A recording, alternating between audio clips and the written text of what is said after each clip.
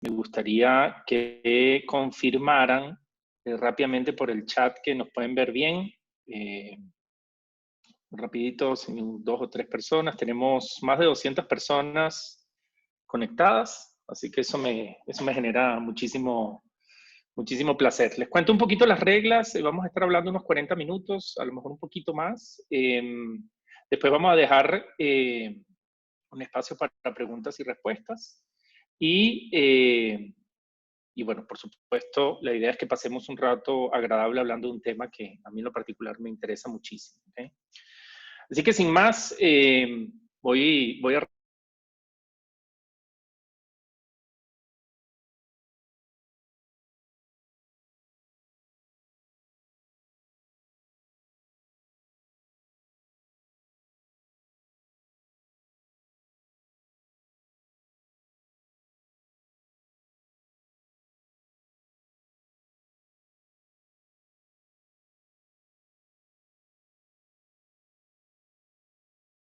Aló, ahora sí.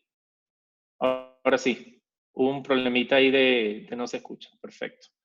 Les decía, voy a volver para atrás. Les decía que, bueno, además de darles la bienvenida, pues lo que quería era desear que todos estuvieran muy sanos y en sus casas. Nosotros nos estamos tomando esto muy en serio de la cuarentena. Estoy seguro que ustedes también. Es un tiempo complicado para todos. Así que, bueno, lo que deseo es que todos estén tranquilos, familias sanas y en sus casas. Lo otro que les cuento un poquito como rules of engagement, estoy obviamente en mi casa, estoy con mis hijos, ellos están haciendo homeschool, alguno de ellos, el más chiquito por ahí está dando vueltas, aquí sí que si me interrumpe, pues sabrán disculpar. Ven acá, saluda aquí rápidamente, asómate ahí y di hola, haz así, listo. Vaya, estoy en una llamada, te dije que estaba en una llamada. Estoy en una llamada. No, no te vas a conectar todavía, yo te conecto después. Yo ya hablé con la teacher, vamos, anda por allá. Bueno, estas son las cosas que pasan en cuarentena. Bien, dicho eso, el webinar del que vamos a hablar hoy es Data, Insight y Profit. Pero yo quisiera, antes de eso, hacer una cosa, una mención importante y es una reflexión sobre lo que estamos pasando. Deme un minutito, por favor, que mi hijo está aquí otra vez.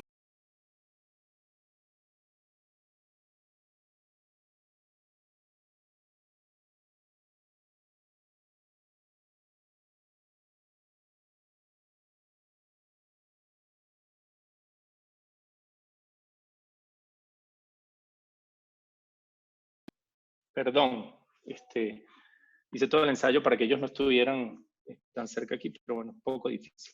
Lo que les decía es, bueno, todos estamos viviendo esta terrible pandemia, es una cosa que nos tiene a todos muy preocupados y yo quisiera aprovechar y hacer 2 reflexiones al respecto.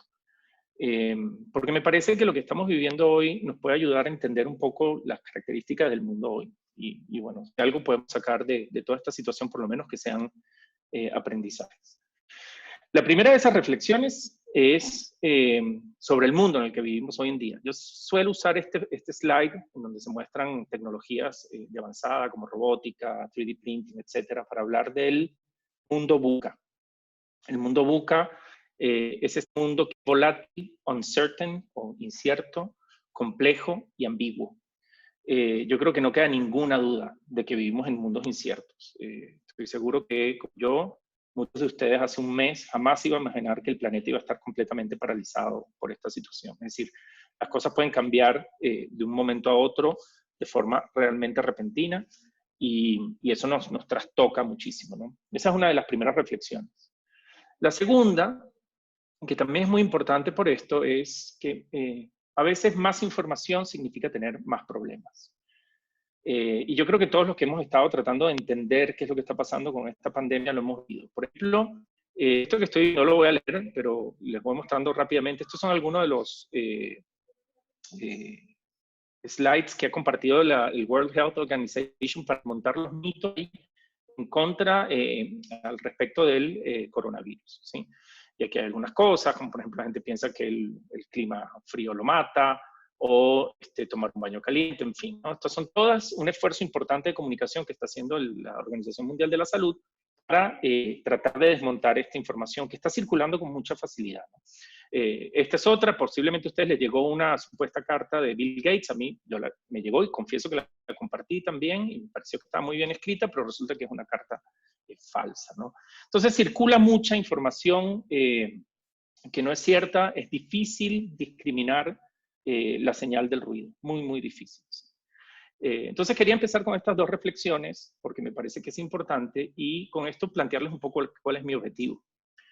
Mi objetivo es partir de esto para hablar de la importancia del pensamiento analítico en los negocios. Ustedes quizás se estén preguntando ahorita, bueno, pero ¿y esto del coronavirus qué tiene que ver exactamente con lo que estamos viviendo? Hopefully lo voy a poder contar bien en lo largo de este webinar. Ok, entonces ahora sí, a lo que vinimos. Data, Insight, Profit. Vamos a ir en ese orden a conversar un poquito de cada uno de estos puntos y haciendo una reflexión para cada uno, ¿no? Primero es data.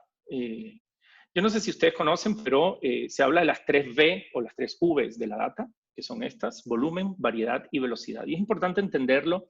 Muchas de estas cosas quizá uno las sospecha, pero cuando se pone a analizarlas con cierto detenimiento se da cuenta de la magnitud de este cambio en el mundo con respecto a la data. Respecto al volumen, este es un ejemplo que pongo, lo uso en un taller que tengo de alta alfabetización. Esto que están viendo en sus pantallas en este momento son todas las edades de los 736 jugadores que asistieron al Mundial de Rusia 2018. Ese es un dataset muy sencillo, 736 observaciones hoy en día es una tontería, pero en el pasado, no muy remoto, 736 observaciones era considerado Big Data. ¿Sí? De hecho, en muchos de los que ustedes seguramente estudiaron estadística, ¿se acuerdan que las Ns a partir de 30 datos se consideraban que ya eran suficientes como para usar, por ejemplo, una distribución de Z y pensamos que se ajustaba a lo normal? 30, apenas 30. Imagínense en 736. Y hoy obviamente estamos hablando de una magnitud de data muchísimo más grande que eso, por las decenas de millones o centenas de millones de observaciones y a veces muchísimas más variables. Entonces eso es el volumen. El volumen es bastante straightforward, todos lo entendemos muy claro. La variedad quizá no tanto. La variedad tiene que ver con de dónde viene la data. Y hoy tenemos capacidades de registrar datos de casi cualquier cosa. Mobile apps, por ejemplo, es una evidente, pero también todo este auge de Internet of Things, los asistentes digitales, en fin, hay montones de puntos desde los cuales nosotros podemos recoger datos. Y lo importante es que en un mundo que sea digitalizado, todo es medible. Y cuando digo todo, me refiero a todo. Todo es medible. Todo lo que nosotros hacemos va dejando lo que llaman en inglés un digital footprint. Esto es un gráfico que lo muestra bastante bien. Data que se consume y que se produce de todas estas cosas. Por ejemplo, de comportamientos tenemos, como es este que está acá. Tenemos, bueno, por supuesto, research y forecasting, que es algo que siempre hemos venido haciendo. Hemos performance metrics, que todo lo que tiene que ver con ventas, en fin, ¿no?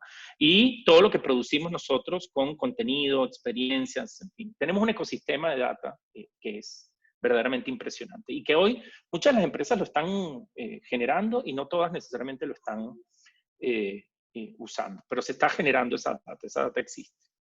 Y finalmente, la última V o la última V es velocidad, que para mí tiene que ver con dos cosas. Por un lado, la velocidad a la que nosotros podemos procesar información, ¿no? Ese que está ahí en pantalla es Gordon Moore. Él propuso la famosa ley de Moore, que no es una ley per se, pero que se ha venido cumpliendo con bastante precisión a lo largo de los años. Este sitio web, por cierto, para los que les interese data, esta gente está inclusive poniendo mucha data de... el tema del coronavirus. La gente de Our World in Data, .org, que lo tienen. Así que los invito a que la revisen. Ellos están poniendo mucha data al respecto. Vean esto, este es el crecimiento literalmente de la ley de Moore. A mí siempre me gusta compartir este slide, porque fíjense que del año 2000 para acá, o sea, hace 20 años, vean lo que ha cambiado el mundo. En apenas 20 años hemos hecho esta subida exponencial brutal en la capacidad de procesar información, ¿no? Y esto es la velocidad de los microprocesadores, que pasa más o menos lo mismo, ¿sí? Yo tengo viviendo en Costa Rica desde el 2011, que puede ser más o menos como por aquí. Bueno, vean cómo en el periodo en el que yo tengo viviendo en Costa Rica, el mundo se duplicó su capacidad de procesar información, ¿no? Pero es muy importante también mencionar que velocidad es mucho más que megahertz. Una de las características principales de la velocidad es que nos da la capacidad de medir todo de forma continua, no por batch. Porque antes, cuando nosotros queríamos recoger datos, íbamos y hacíamos un campo o hacíamos una medición de alguna naturaleza. Esa medición lo que hacíamos era, la analizábamos y después volvíamos a hacerlo. Entonces eran como cortes, digámoslo, transversales que íbamos haciendo de data. Hoy en día no, hoy en día podemos tener pipelines de data que van alimentando algoritmos todo el tiempo, ¿verdad? Y eso es muy importante porque da información en tiempo real. Claro, imagínense esto no solo con velocidad, sino con volumen y variedad, ¿no? En definitiva, a modo de síntesis, estamos en un mundo que se caracteriza por una abundancia de información, ¿sí? Estamos llenos de datos. Eso que escuchan al fondo es mi hijo hablando. Así que espero sepan disculpar. Nico, silencio, papi. Un poquito, porfa. Ok, esa es data. Ahora, insight. Aquí me voy a detener un poquito porque esta parte me parece que es interesante y tiene que ver, y además a mí como psicólogo me llama la atención de manera particular desde que salí de la Escuela de Psicología de la Católica hace ya una pila de años. ¿Cómo tomamos decisiones? ¿Sí? Porque la data, evidentemente, es la materia prima sobre la cual hacemos o tomamos, o deberíamos tomar decisiones. ¿Cómo lo hacemos? Bueno, la realidad es que siempre hemos sido bastante malos para tomar decisiones. Nos ha costado mucho tomar decisiones. Les pongo un ejemplo muy rápido. Algunos quizá lo conozcan, pero esto me encanta a mí, este tipo de ejercicios. Si yo les tuviera que preguntar lo siguiente, si a 5 máquinas le toma 5 minutos hacer 5 aparatos, ¿cuánto le tomará a 100 máquinas hacer 100 aparatos? Vamos a ver, creo que está el chat habilitado. Vamos a escuchar o leer un par de respuestas. ¿Quién se anima a responder eso? No voy a decir nombres, pueden batear como decimos aquí en Costa Rica mientras me tomen. Ya hay uno. Ok. Vamos a sacar un par más. A ver, esperemos un toquecito. No sé si todos ustedes pueden leer el chat, me parece que no. Bueno, tenemos 3 respuestas, las 3 distintas. 5 minutos, 100 minutos, 1 minuto. Bueno, si la mayoría de ustedes probablemente está pensando en esto, 100 minutos, ¿sí? Y esa respuesta es evidentemente una respuesta incorrecta. Este es tomado de un ejercicio que hizo Daniel Kahneman hace muchos años. Daniel Kahneman, el padre de lo que hoy se conoce como Behavioral Economics.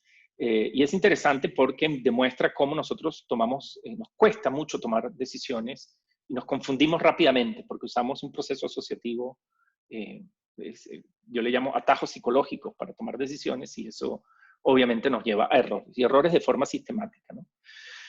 Muchos de ustedes podrán decir, bueno, con datos es mucho más fácil tomar decisión. Bueno, sí. Vamos a ver, este es uno de mis ejemplos favoritos, es de los nuevos, y aquí me voy a tener un tiempito porque me parece fascinante. Imagínense el siguiente escenario, imagínense que ustedes son el decano o el rector de la Universidad de California en Berkeley, y se le acerca el gerente de admisiones y le dice, señor o señora rector, aquí tiene los datos de las aplicaciones y los admitidos del último año, y les muestra esto. Se han recibido un total de 12.763 aplicaciones, de los cuales hemos admitido 44% hombres y 35% mujeres. ¿Les llama la atención algo de este slide? Si ustedes estuvieran en la posición de rector, ¿qué dirían? ¿Qué les pasaría por la cabeza? A ver, vamos a dar 2 segundos en el chat. ¿Quién se anima a conversar de esto? ¿Entran más mujeres? No, al revés. La mayoría son hombres. La mayoría de los que se admiten son hombres, correcto. Ya va, un minuto que aquí está mi hijo otra vez. Nico, porfa, necesito que vaya para allá. Denme un segundo, gente, perdón.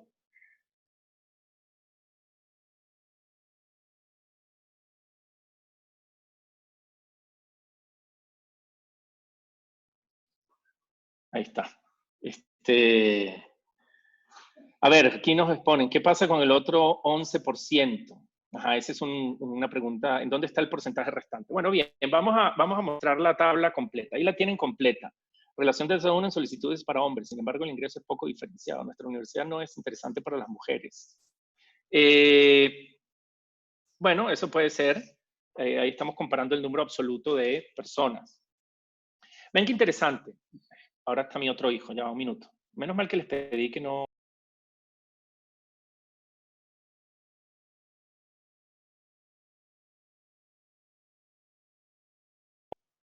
Bueno, perdón las interrupciones otra vez, pero eso es parte, ya lo advertí al principio de lo que podía pasar en este momento. 21% no tienen explicación, ¿eso sería los que no explicaron? No. Vean, aquí está la tabla. Vean qué interesante. Y esta tabla siempre la pongo porque lo que ocurre es que la gente se confunde, ¿verdad? Lo primero importante a tener en cuenta es que esto está totalizado en esta dirección, ¿verdad? Ahí está. Ahí se suman ya un minuto otra vez.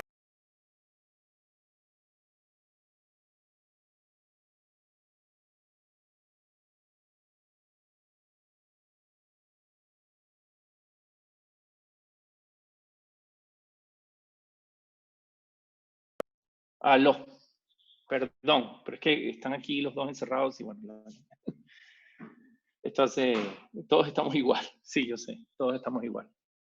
Bueno, les decía, el problema aquí, mucha gente estaba tratando de totalizar así, es un error, aquí se está totalizando así. ¿Sí? Del total de hombres que aplicaron, se aceptaron al 44%, se aceptó al 44%. Del total de mujeres que se aplicaron, se aceptó al 35%. El problema de esto, para no detenernos demasiado en este ejemplo, es que aquí se ve un sesgo, ¿sí? Y tenemos data, y sin embargo es complejo analizar. Y esto es una simple matriz que estamos viendo para tratar de entender qué es lo que ocurre, ¿no? Si yo les desagregara esto, una persona con formación un poquito más analítica, pensamiento analítico, diría, bueno, hagamos una partición de esto. Veamos esto por facultades.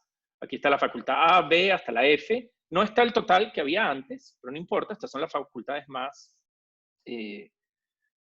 concurridas. ¿Qué les llama la atención ahora? Porque aquí la preocupación es, ¿será que esta universidad está discriminando? Está aceptando más hombres que mujeres. ¿Por qué? Porque ese 44% que vimos antes quiere decir que si usted es hombre, tiene un 44% de probabilidad de ser admitido, si usted es mujer, tiene un 35% de probabilidad, ¿verdad? Una simple frecuencia relativa. ¿Por qué pasa eso? Entonces, bueno, aquí es donde el pensamiento analítico empieza a tener sentido, ¿no?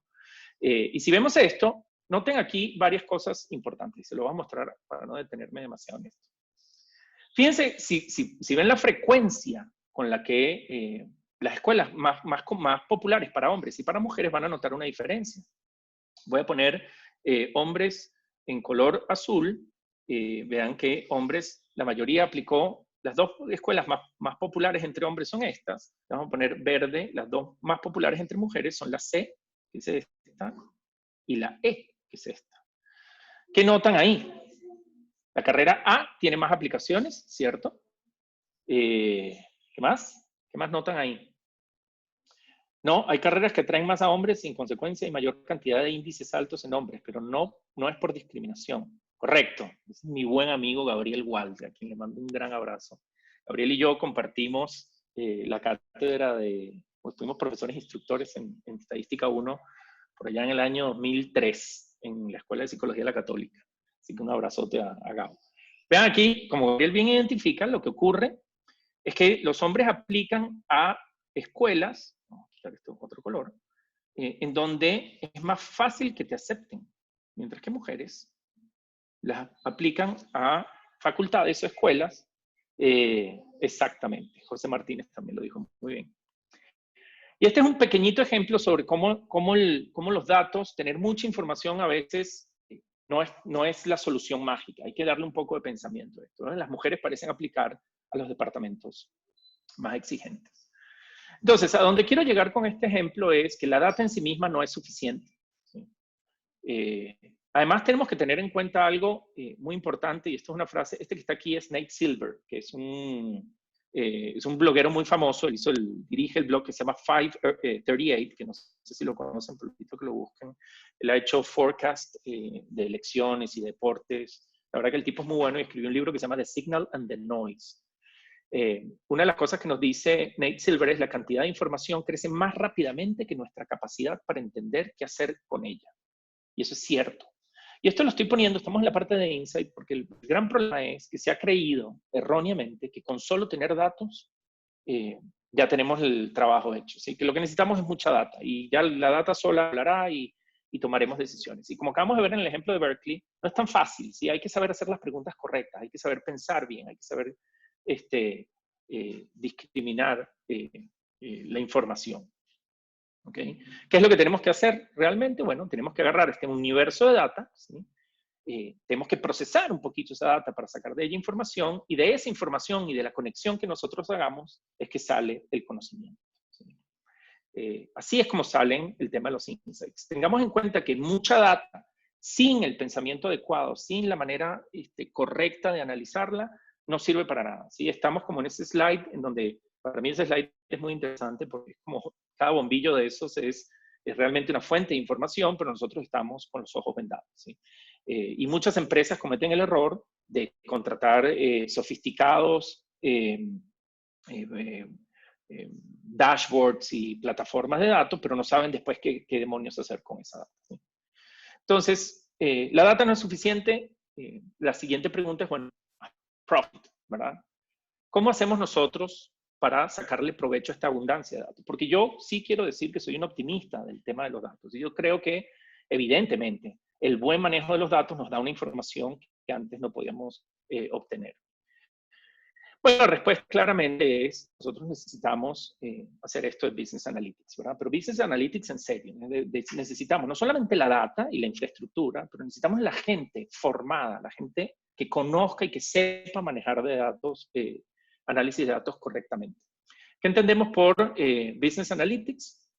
Business Analytics es el uso sistemático de análisis de análisis y modelos estadísticos que permiten tomar decisiones gerenciales sobre hechos concretos.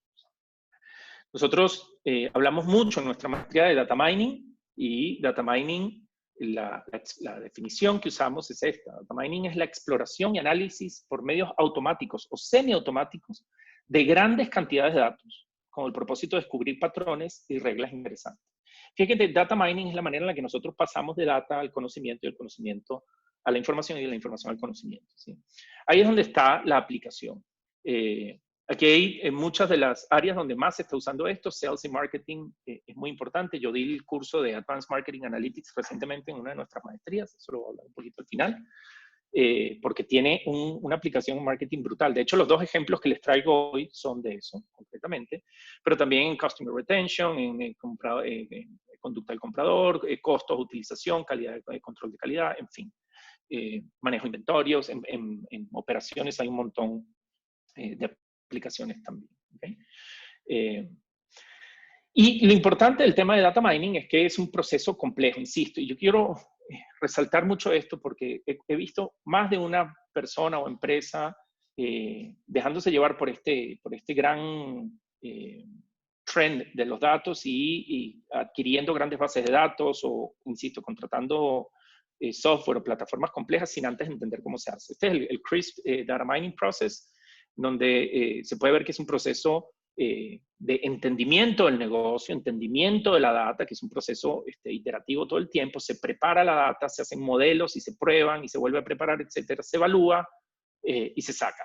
Y después, y esto se sigue haciendo una y otra vez y otra vez y otra vez, ¿no? ¿Qué tipos de data mining hay? Esto muy por encima. Tenemos data mining supervisada versus no supervisada. La diferencia entre una y otra es sencilla. La supervisada es cuando hay una variable dependiente, cuando tengo una variable objetivo sobre la cual yo quiero conocer el efecto de otras variables. El ejemplo clásico es, yo soy una institución financiera y yo quiero saber cuál es la probabilidad de que la gente haga default en un crédito si se lo doy. Entonces, es un modelo de clasificación, tengo una variable que es esa probabilidad de default sobre la que trabajo. Y data mining no supervisada es cuando no hay una variable dependiente, es decir, no tengo una variable objetivo o label sobre la que trabajo. Y lo que quiero hacer es más explorar. Un ejemplo de esto es K-means, por ejemplo, que es un algoritmo que hacemos para clustering, para ver cómo se agrupan los sujetos entre sí. ¿Okay? Aquí tenemos un árbol que muestra todo lo que estamos haciendo entre uno y otro. Data mining no supervisada, tenemos clustering, reglas de asociación. Hoy voy a mostrar un ejemplo de reglas de asociación. Y supervisada, que tenemos predicción y clasificación, en donde predicción lo que hacemos es tratar de estimar una variable objetivo de naturaleza numérica o continua, y clasificación es cuando esa variable es categórica, ¿no? Y ahí tenemos todos los algoritmos que ahora, por obviamente un tema de tiempo, no podemos explorar. Les voy a mostrar dos ejemplos que a mí en lo particular me gustan mucho y que creo que tienen una de las más grandes aplicaciones hoy en día. Voy a tratar de ser lo más detallado posible en esta parte, y esto es una diferencia con webinars que he hecho en el pasado, porque me parece que bueno, nos da una cuota de valor adicional. Yo no sé si ustedes conocen este supermercado. Este supermercado Kroger es un supermercado en el sur de los Estados Unidos fundamentalmente. Ellos tienen un programa de lealtad que se llama Snowflakes, o copos de nieve. Kroger ha sido catalogado como una de las empresas que mejor tiene atención al cliente personalizado y CRM en el mundo, inclusive a la par de Amazon, siendo un supermercado, ¿verdad? Un supermercado además común y corriente, no tiene nada de particular. ¿Cómo hacen ellos? Ellos tienen un sistema de cupones que es 100% individualizado, ¿sí?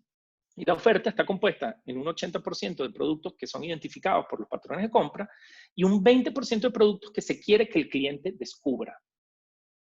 Y son fantásticos estos tipos haciendo esto, la verdad. Fantástico, fantástico, ¿no? La empresa con la que trabajan para hacer esto se llama dunnhumby, y este es Stuart Aitken, quien era o es el CEO de la empresa, y dice: tomamos decisiones no basadas en lo que compraste hoy, sino en lo que has comprado en los últimos 2 años, ¿sí? Esto es muy similar, obviamente, todos han conocido o han comprado algo en Amazon, estoy seguro, a lo que Jeff Bezos dice cuando afirma que si tengo 3 millones de clientes en Internet, necesito tener 3 millones de tiendas, ¿verdad? Ahora, la pregunta es cómo lo hacen esto. ¿Cómo hacen este proceso? Bueno, esto se conoce como reglas de asociación y es algo que enseñamos en la maestría, tanto en la de marketing como en la de business analytics, ¿sí? Las reglas de asociación lo que buscan es encontrar un conjunto de ítems que tienden a comprarse juntos y se establecen relaciones entre ellos, ¿sí? Son reglas del tipo: si el cliente compró A, entonces va a comprar B.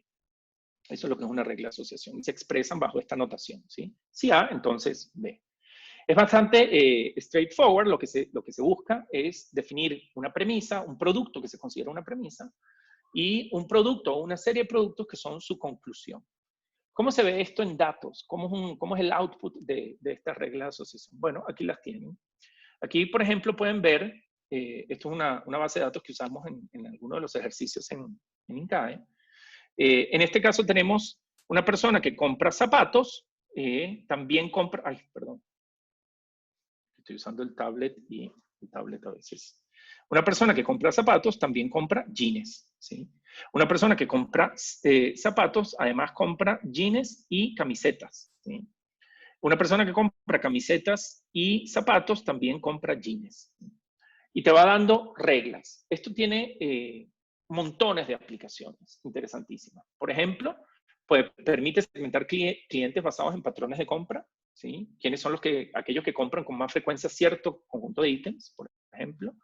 Lo otro que permite hacer, si tenemos un retail físico, es ubicación de productos en estantes. Entonces, si yo sé que un set de ítems suelen ir juntos, pues los pongo uno en la góndola o en el anaquel, uno al lado del otro. Hay cosas interesantes, ya vamos a llegar a esa parte de esto, porque lo importante es el manejo del volumen de la información. Y por eso hablaba de las 3 Vs o de las 3 B. Ya vamos a llegar a eso para que vean. Otra cosa que te permite hacer esto con muchísima facilidad es lo que se conoce como cross-sell o upsell, ¿verdad? Porque si yo identifico patrones que no son tan evidentes de ítems que son seguidos, o sea, que cuando una persona pone algo en el carrito, es muy probable que ponga otra cosa, entonces yo puedo tratar de hacer una sugerencia que haga que aumente el ticket de venta, ¿sí? Ejemplos de esto, lo que hace Amazon siempre, promociones o sistemas de recomendación. Fíjense que ahí Amazon te lo dice clarito, ¿ves? Dice, mira, estos productos frecuentemente van juntos. Posiblemente tú pusiste esto en el carrito. Esto era yo, por cierto, tratando de armar un kit para hacer podcast, aprendiendo de mi buen amigo Edson Brizuela, que es un crack haciendo podcast. Entonces, bueno, si yo quiero comprar, puse en el carrito este micrófono, Amazon sabe que esto siempre viene seguido, o muy probablemente viene seguido de todas estas cosas. ¿Sí? ¿Cuál es el problema con este tipo de análisis? ¿O cuál es la oportunidad para darle un frame positivo? Bueno, que se hacen muy complejos muy rápidamente. ¿Qué tan complejo? Bueno, imagínense que somos Amazon, ¿verdad? O que tenemos una tienda digital de libros. Yo puedo escribir reglas del estilo, si el cliente metió en la canasta el libro 1, entonces probablemente va a meter en la canasta el libro 2. Pero también puedo hacer, si el libro 1, entonces el libro 3, y así puedo hacer una cantidad de combinaciones, que ya les voy a decir cuál es, dependiendo del número de libros que yo tenga en inventario, ¿no? Si libro 1, entonces el libro 6. También puedo hacer si libro 1 y 2, entonces el libro 3, o puedo hacer si libro 1 y 2, entonces el libro 4, y así en un número de combinaciones brutalmente grande. Pero el problema es que inclusive para un número extremadamente pequeño de ítems, las posibilidades de combinaciones de reglas son muy altas. ¿Sí?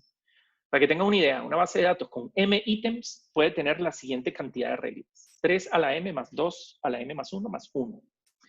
Eso significa, ¿sí?, que una base de datos con 6 ítems tiene 602 posibles reglas. Imagínense lo que signifique manejar 602 posibles reglas. Ya ahí se entiende el tema del volumen del que hablamos al principio. Es imposible.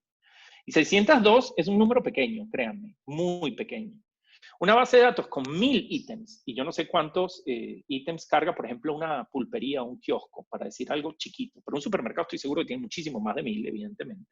Bueno, un supermercado con 1000 ítems tiene posibles reglas este número. Si se están preguntando cómo se lee ese número se lee así. Esos son 717 sextillones, 897 quintillones, 985 cuadrillones, 440 trillones, 52 billones, 750, 75 millones, 85.002. Posibles reglas.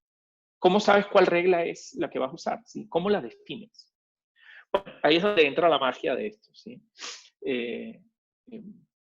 Primero, se hace un análisis en función de estas bases de datos transaccionales. Con el output de tu punto de venta puedes hacer esto. Un ID para la transacción y una lista de ítems presentes en la canasta. Se pueden incluir información adicional como el número de tienda, fecha, hora, y hoy en día obviamente también el ID del cliente, en caso de que tenga un programa de lealtad, y con eso se construyen las reglas. ¿Cuáles son las métricas que se pueden usar para esto? Bueno, hay varias, las voy a contar rápidamente para que vean el poder de esto. Una se llama soporte. El soporte es la proporción de todas las transacciones que contienen el set. Es decir, es la frecuencia o la probabilidad. Entonces, el soporte de A es la probabilidad de que ocurra A. El soporte de B, del ítem B, es la probabilidad de que ocurra B. Y el soporte de A, si A, entonces B es igual al soporte de B, entonces A es igual a la probabilidad de la intersección de ambos. ¿Sí? Entonces, si vemos esta lista de ítems, por ejemplo, aquí nos damos cuenta que los ítems, todos estos ítems van juntos, ¿verdad? Pero unos van juntos con más frecuencia que otros. ¿Cuál es el que tiene más frecuencia? Este que está aquí. ¿Sí? Entonces, si yo tengo que hacer un arreglo en un anaquel, por ejemplo, esos son los dos ítems que trataría de poner uno a la par del otro. Y hay otros que quizá por ejemplo, se compra apenas, aparecen juntos en el 20% de las canastas. No es tan común, ¿sí? La siguiente métrica de esto se llama confianza, que es la más importante. Ahorita la vamos a explicar un poquito mejor. Que es el consciente del soporte de una regla dividido entre el soporte del antecedente. ¿Sí? La confianza nos da la fortaleza de una regla. Es decir, es la probabilidad de que ocurra B si ya ocurrió A. ¿Sí? El resultado de esta división. ¿Sí? Es el soporte de la intersección de la regla sobre el soporte del antecedente. ¿Por qué es importante esto? Porque esto es una probabilidad condicional. Esto lo que nos dice es, ¿cuál es la probabilidad de que si usted compró zapatos, compre también jeans? Y la probabilidad de eso es 70%. ¿Sí? Fíjense que hay una cosa interesante. La regla que habíamos visto antes, que era la regla de los shorts, ¿sí?, y las camisetas, que ocurría muy poquito, es la regla que tiene la mayor confianza. Eso quiere decir que no pasan muy frecuentemente, pasan una quinta parte de las veces, pero cuando pasa, es decir, cuando la gente mete shorts, es casi seguro que va a meter también t-shirts. ¿sí? Y ahorita les voy a hacer una reflexión sobre eso porque es importante, ¿sí? Y finalmente el lift, que mide cuántas veces ocurren A y B juntas comparadas a lo que ocurrirían si A y B fuesen estadísticamente independientes, ¿sí? Que es esto que está aquí. ¿Sí? El soporte de la regla dividido entre el producto de los soportes de cada uno de ellos. ¿Sí? El lift lo que se hace es que se compara si es más de uno, lo que quiere decir es que esa regla no se da por azar, ¿sí? No es azarosa. Entonces, lo que nosotros buscamos son reglas que tengan una confianza relativamente alta, una confianza, un soporte relativamente alto, una confianza muy, muy alta, y por supuesto un lift también alto. Citando de este del fabuloso libro de Chapman y McDonnell, dicen, cuando buscamos reglas, queremos superar un umbral mínimo de modo tal que encontremos conjuntos de productos que ocurran con frecuencia, es decir, soporte, que muestren una fuerte relación condicional, es decir, que tengan confianza, y que sean más comunes de lo que cabría esperar por azar. Eso es lo que se hace con reglas de asociación. ¿Qué otros usos tiene esto? Bueno, esto tiene otros usos maravillosos como por ejemplo, análisis de redes sociales. ¿Por qué? Porque yo puedo hacer, y esto es dato tomado del libro, lo que yo veo es cosas que ocurren juntas. En el caso de una canasta, un Market Basket Analysis, lo que estoy viendo es lo que pongo dentro del carrito, pero no necesariamente es lo que pongo dentro del carrito, pueden ser clics. Estos son clics en Facebook. La gente que le da like a Skittles y a Mountain Dew, Skittles es esta marca de confites y Mountain Dew esta bebida azucarada, entonces le darán like también a Gatorade. ¿Cuál es el soporte de esto? Noten que el soporte es muy bajito, ¿verdad? Apenas en el 1% de las veces ocurre. Pero lo importante es que cuando ocurre, ¿sí? Cuando ocurren estas dos, que son la premisa, ¿sí? Entonces muy probablemente va a ocurrir la consecuencia. De modo que si la gente le dio like a Skittles y a Mountain Dew, yo le puedo mostrar, y yo tengo esta regla construida, yo le puedo mostrar algo de Gatorade, porque muy probablemente le dará clic también, ¿sí? Y noten, el lift es gigantesco, ¿verdad? El lift es muchísimo más de uno, lo que quiere decir es que no tiene nada que ver con azar, ¿sí? Lo importante de esto, y por qué les quería mostrar este ejemplo y contarles estas tres cosas. Bueno, lo importante es que si usted tiene un retail digital, el soporte en realidad importa mucho menos que la confianza, ¿sí? Porque como yo lo que quiero es identificar cuál es la regla que tenga la mayor confianza, es decir, que tenga la mayor probabilidad condicional, no importa que ocurra muy pocas veces, ¿sí? Si alguien está metido en tu página web y mete en el carrito virtual el ítem A, que no lo mete nunca, si ese ítem A, casi nunca, y ese ítem A tiene una probabilidad condicional con el B muy alta, entonces ofrecerle el B. Y eso tiene un costo muy bajo cuando estamos en entornos digitales y una posibilidad de generar recursos o ingresos adicionales brutales. Lo otro importante de esto, además, es que, como vieron, el número de reglas son gigantescos y uno descubre reglas de asociación que no sospechaba que existían, ¿sí? Y esa es la parte importante de todo esto, ¿sí? Que uno pueda, con data real, lo que llama Seth Stephen Davidowitz, que es un analista de Google, que dice data honesta. Tenemos data de comportamiento. La data de comportamiento es data honesta. Yo puedo identificar patrones de compra que ni siquiera el mismo consumidor te puede revelar que existen, porque estoy analizando grandes volúmenes de datos y estoy identificando estos patrones. Entonces puedo hacer, imagínense combos, imagínense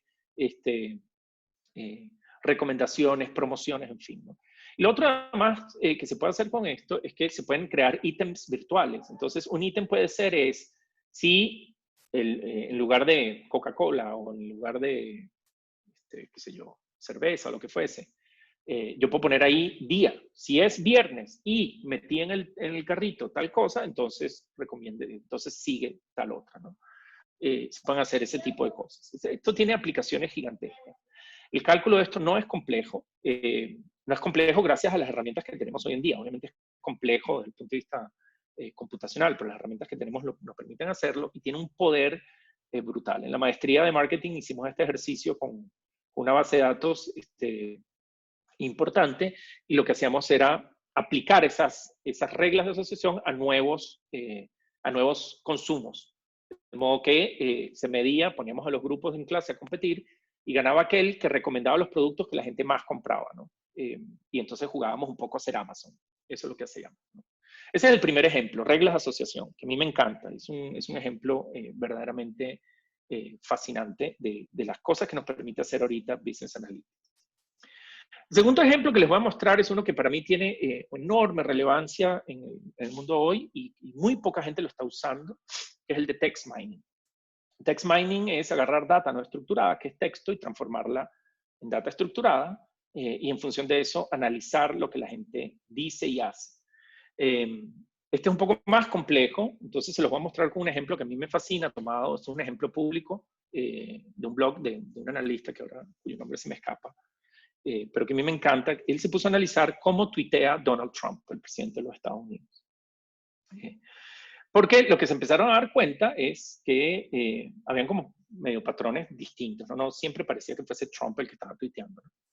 Entonces, vean la deconstrucción que hacen ellos de cómo tuitea, muy sencillo. Al principio simplemente lo que hacen es ver la hora del día, ¿sí? La hora del día acá, y la plataforma de la que tuitea, si es Android o es iPhone. Si se dan cuenta, aquí lo primero que dicen es, perdón que esto está en inglés, me olvidé de traducirlo, dice, los tweets de Android y de iPhone son claramente de personas distintas, ¿sí? Y se postean, esto es frecuencia, de porcentaje de tweets. Cuando es Android, es fundamentalmente en la mañana, o la primera parte del día, y iPhone es más en la tarde, ¿no? Y lo otro que vieron es, se dieron cuenta que los tweets de Android son un poco más agresivos, si se quieren, ¿no? Hay un poquito más de rabia. Vamos a ver cómo van deconstruyendo eso.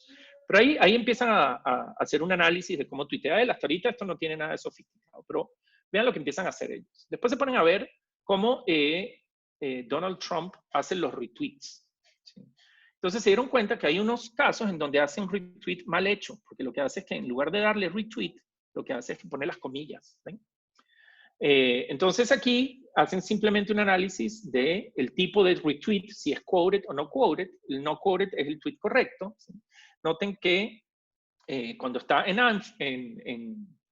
Android, ¿sí? Hay una proporción importante de tweets que están quoted, que es decir, ¿no? Tweets que están mal retuiteados. En cambio, los que tuitean en iPhone casi nunca cometen ese error, ¿sí? ¿Lo ven? Entonces ahí claramente empieza a surgir ese patrón de que parecen personas distintas.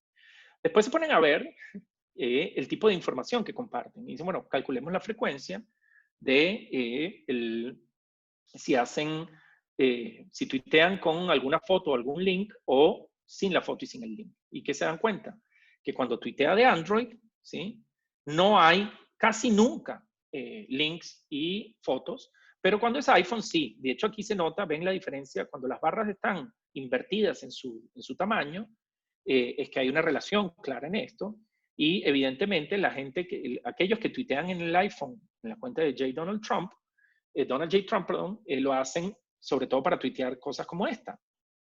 Perdón, esta no. Que son tweets de campaña, si se ponen a ver, ¿no? Son tweets muy marketineros, ¿no? Thank you, Windham, New Hampshire, etcétera, etcétera. En cambio, este tweet, que es el que estaría este que está acá, es el típico tweet asociado a lo rojo, y este es el tweet asociado a lo azulito, es the media is going crazy, they totally distort so many things on purpose, etcétera, etcétera, ¿no?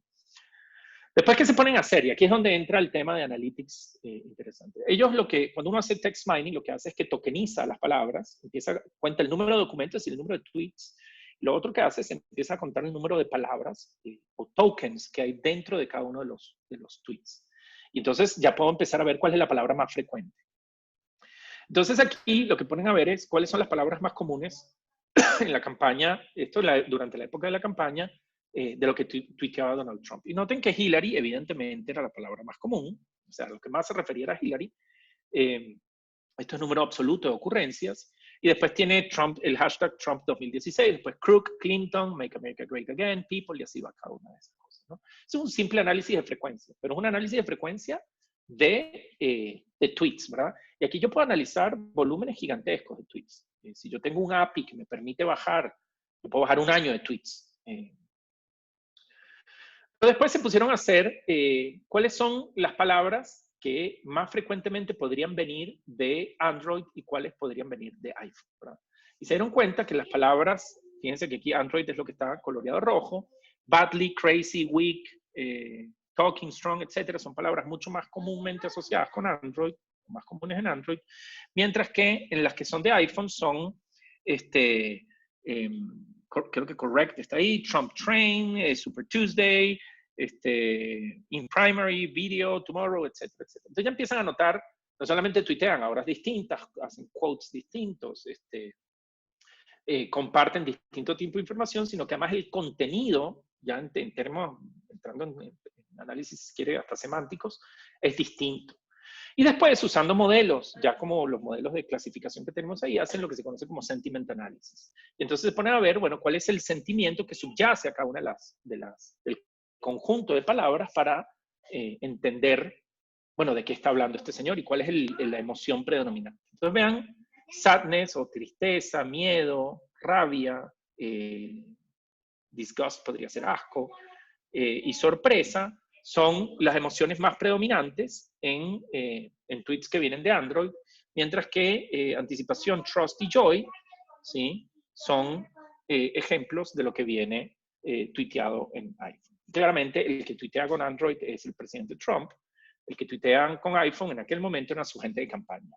Y haciendo este análisis, se puede identificar esto. Esto es apenas un ejemplo ilustrativo, muy trivial, si se quiere.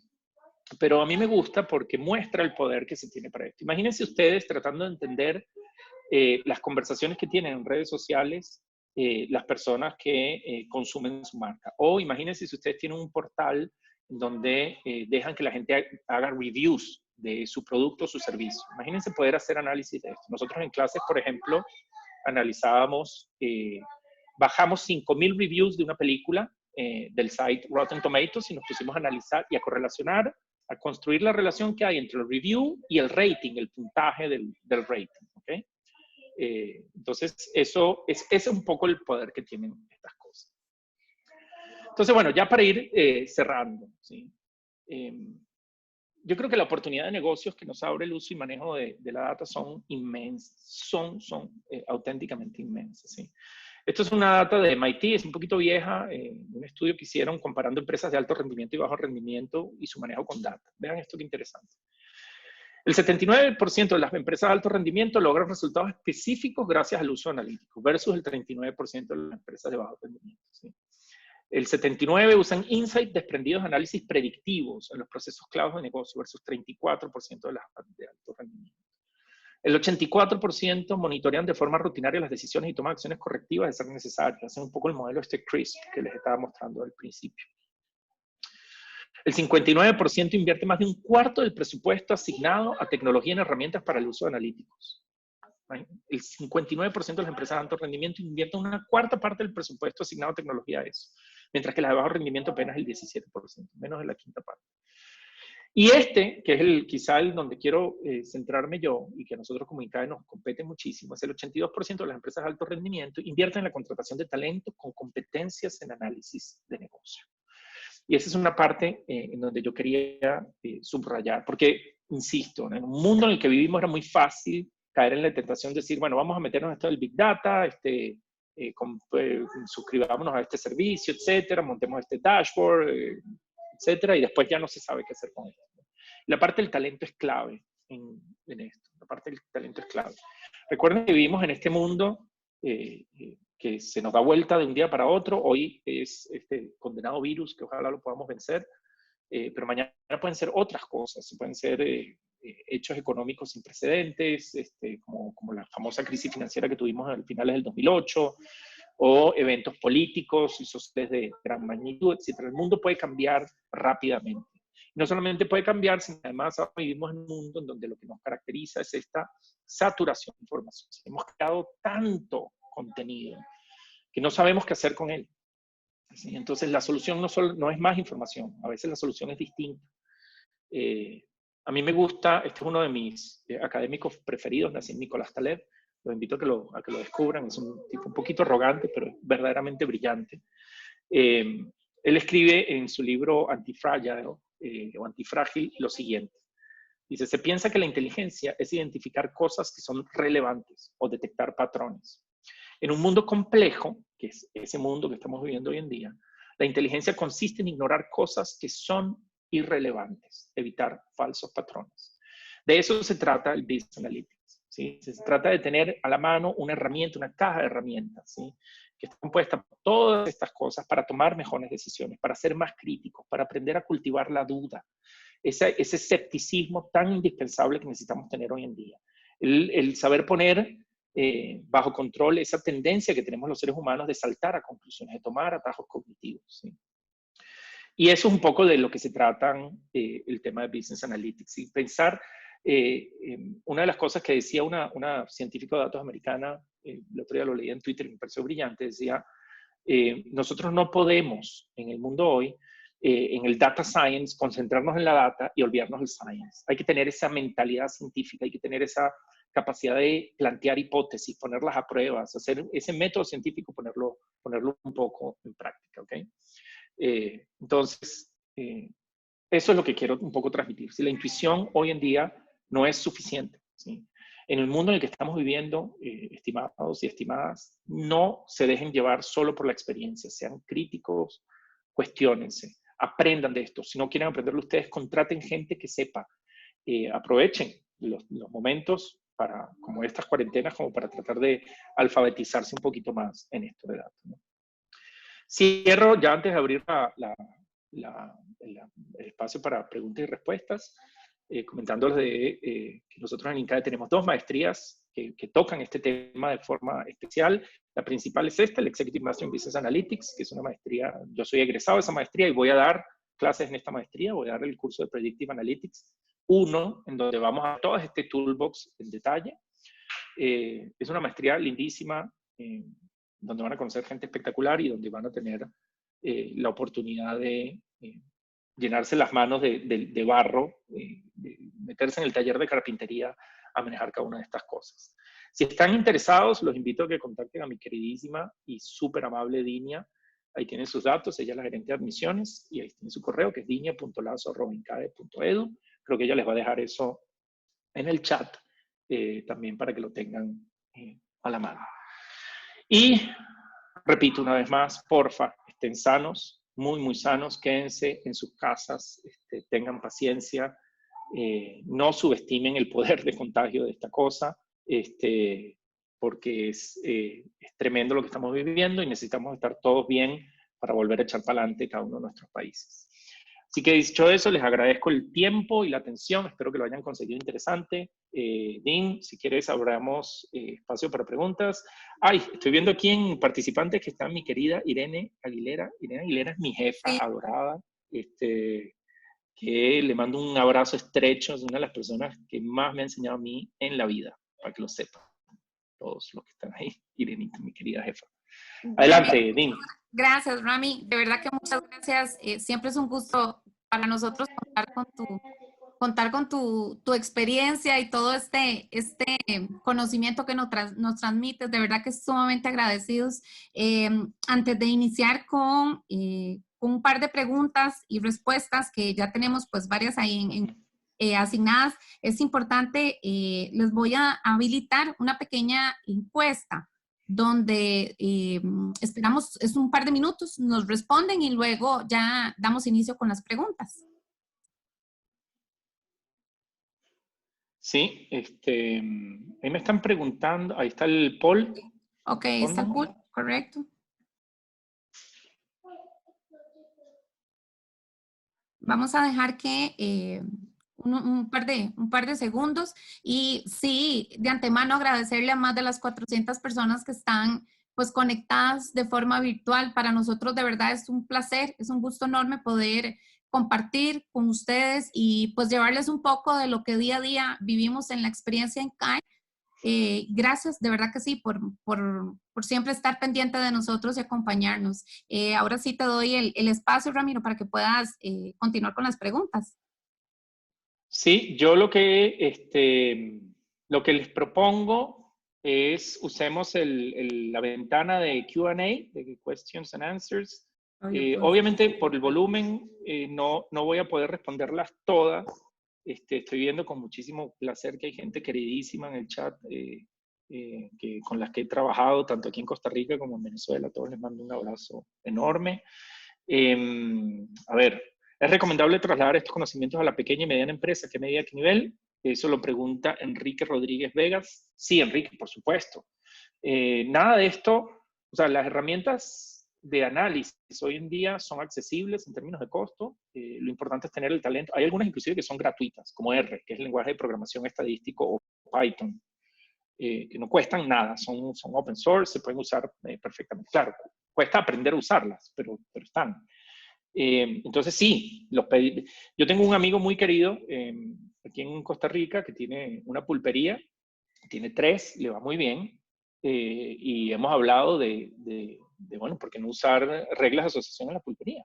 Y ahorita con todo este tema de la crisis está un poco digitalizándose en su pulpería, y sé que lo va a hacer con éxito porque además él trabaja en esa área y es un crack. Bueno, entonces, ¿por dónde vas a generar profit ahí? Imagínate que puedas reestructurar el layout de tu tienda en función de la forma en la que la gente compra. Así que sí, por supuesto que hay que hacerlo en la pequeña y mediana empresa, sin dudarlo. ¿Qué herramienta es óptima para el análisis de datos? Vi el programa R, Project, o existiría alguna que fuese más sencilla de manejar. Álvaro nos pregunta. R es muy potente, es muy poco friendly, muy poco amistosa. La que nosotros usamos en el curso se llama RapidMiner, pero hay varias. Hay una que se llama Orange, que también es bastante potente, se construye sobre Python. Pero yo te diría que R o RapidMiner son quizás 2 de las más comunes. RapidMiner no es una licencia cara para una empresa, creo que cuesta como $5,000 al año. Me parece que se recupera esa inversión rápidamente. Yo lo tendría en cuenta. A ver, déjenme ver qué más puedo ir. Yo soy egresado del MBA. Quiero pensar más en el tema. ¿Qué otros cursos, certificaciones me recomendaría para seguir mi formación? Mira, hay un portal que se llama DataCamp, que es muy bueno, Luis. Yo creo que yo puedo escribir aquí y no sé si se ve. Déjame ver. A ver. Ah, no. Would you like to answer this question? Bueno, creo que sí me están escuchando, ¿verdad? Sí. DataCamp es una plataforma muy buena. Coursera tiene algunos cursos. Siempre tiene Coursera es un poco más limitado. En DataCamp creo que es el más potente. Y por supuesto, bueno, nuestra maestría sin duda no. ¿Existe alguna metodología para crear los soportes? Es las reglas de asociación, lo que estamos viendo más adelante. A ver. SPSS, sí, creo que SPSS se sirve para hacer, no sé si hace minería de datos, me imagino que ya sí. Yo usé SPSS hace años, en mi época de profesor de estadística en la Católica y como estudiante de estadística, y sí puedes hacer algunas cosas. Yo hacía mucho análisis factorial, ANOVA, pero cosas más experimentales, no tanto de data mining. No te sabría responder eso. ¿Cómo pueden hacer uso las pequeñas y medianas empresas de datos sabiendo que la capacidad económica de contratar a un especialista en el área es menor? Yo no sé si eso es cierto, Carla Cruz.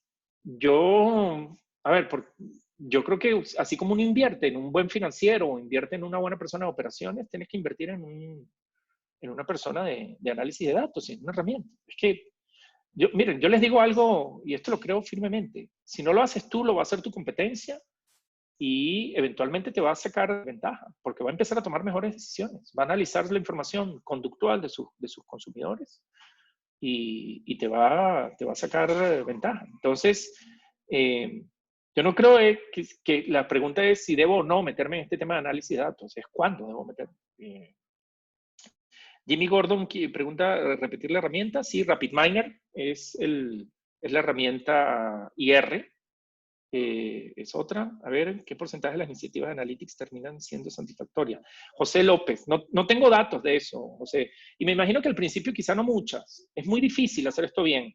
Es muy difícil tener la data correcta. Si se acuerdan en el CRISP que les mostré, una de las cosas importantes de este proceso, me voy a devolver esa lámina porque esa es una pregunta que me parece importante. Esta, ¿sí? Una de las partes importantes de Business Analytics es esta. Es Data Preparation y Data Understanding. Ahí es donde se va casi el 70% del tiempo en data. Y mucha data viene muy sucia, viene muy mal registrada. Entonces, bueno, eso atenta contra la efectividad, pero no hay que desistir, hay que mejorar, hay que hacerse mejores preguntas, hay que decir, bueno, ¿cómo mido esto mejor? Sin duda hay que hacer eso sistemáticamente. A ver, una persona anónimo dice, trabajo en la banca para modelos predictivos, utilizo el algoritmo XGBoost. ¿Es recomendable utilizar el mismo algoritmo para todos los modelos? Mira, no lo conozco, ese algoritmo, el Boost. No sé si eso es Boost, de Bootstrap o algo así. La verdad que no te sabría responder, no lo conozco. Si me dices qué hace el algoritmo, de repente te puedo comentar alguna. Me gustaría hacer bench con el amigo rico que analiza las pulperías. Yo no dije que era rico. Le voy a contar eso, se va a reír. Ah, tico. Ok. Bueno, puede ser, sí. Si vienes empezando a analizar datos y tienes una empresa pequeña, una pulpería, ¿cuáles serían los primeros datos o los datos más importantes a analizar? Yo te diría datos de transacciones. Siempre es mejor datos conductuales que datos no conductuales. Cuando digo no conductuales me refiero, por ejemplo, a las típicas encuestas donde le pregunto a la gente qué es lo que piensa, qué es lo que... ¿Usted compraría este producto? ¿Cuándo fue la última vez que tiene una limitación, lo que en psicología llamamos validez, porque... bueno, porque estás acudiendo a memoria, si la gente le prestó atención, etc. En cambio, la conducta es la conducta, ¿no? Entonces, si yo veo frecuencia de compra, si yo veo monto del tiquete de compra, si yo veo frecuencia de visita, si yo veo tipos de productos que compran, ya eso es data conductual pura. Y esa la puedo empezar a analizar. Entonces, yo empezaría a medir aquellas cosas claves de tu negocio. Si vamos a usar el ejemplo de la pulpería, es cuáles son los productos más vendidos, cuáles se venden en conjunto, a qué hora se venden, qué días se venden más, si tengo perfiles de los consumidores, quiénes los compran más, qué características hay, puedo hacer algún tipo, aquí no, hoy no hablamos, iba a hablar, pero al final decidí mostrarlo de text mining, de clusters, ¿sí? Yo puedo hacer segmentos en función de otras variables distintas a las de demográficos, entonces, y descubrir conjuntos de consumidores que son muy parecidos en relación a una variable que antes no había analizado, como por ejemplo, monto de la compra.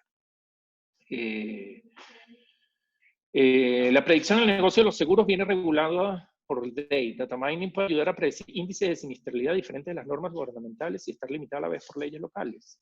Yo sé que seguros, esto lo pregunta Linder Becerra, seguros están haciendo cosas increíbles con esto, justamente para predecir siniestralidad, ¿sí?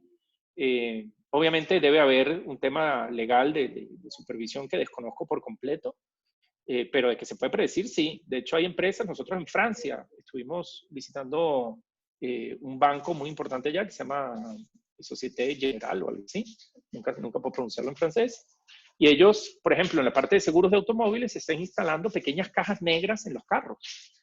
Entonces, esa caja negra permite, al momento de un siniestro, bueno, por supuesto tienen todos los datos de la persona que conducía, pero además han calculado la velocidad a la que venía, el monto de los daños, pueden medir el tiempo que la gente maneja por sobre el límite del, porque tienen GPS, tienen todo. ¿Qué tan frecuente es que manejes por encima del límite de velocidad, por ejemplo? Entonces ellos pueden saber cuál es la probabilidad de que tú tengas un accidente. Eso es un modelo de clasificación. ¿Tendrá o no tendrá un accidente? Y en función de eso ajustar evidentemente las tarifas, o el tipo de productos, ¿no? Aldo Siu nos pregunta, ¿por dónde más inclinarse? ¿R o Python? ¿Cómo es la mejor forma de analizar datos en cubos? Mira, yo hice esa pregunta a uno de mis profesores más queridos, y él lo que me dijo es, Python es un código mucho más versátil, se pueden hacer muchísimas más cosas en Python que en R. Pero si lo que te interesa es análisis de datos y estadística, R es, porque hay un montón de librerías hoy en día donde muchas personas ya resolvieron montones de problemas extremadamente potentes. Yo no conozco Python, conozco R, porque yo no quiero hacer otra cosa que no sea análisis de datos. Entonces, creo que esa es la mejor manera de hacerlo. Y ese tema de datos en cubos es con base de datos, ¿verdad? Con R combinado con SQL. Eso es lo que yo haría. Trabajaría con SQL, también es muy importante aprender a manejar, ¿no? Consultas de base de datos para hacer combinaciones, cruces y extraer información en tiempo real. A ver, ¿qué programa me podrías recomendar para limpiar una base de datos? Bueno, nosotros hemos aprendido a hacer esto con R y con SQL, Mario. Es un tema de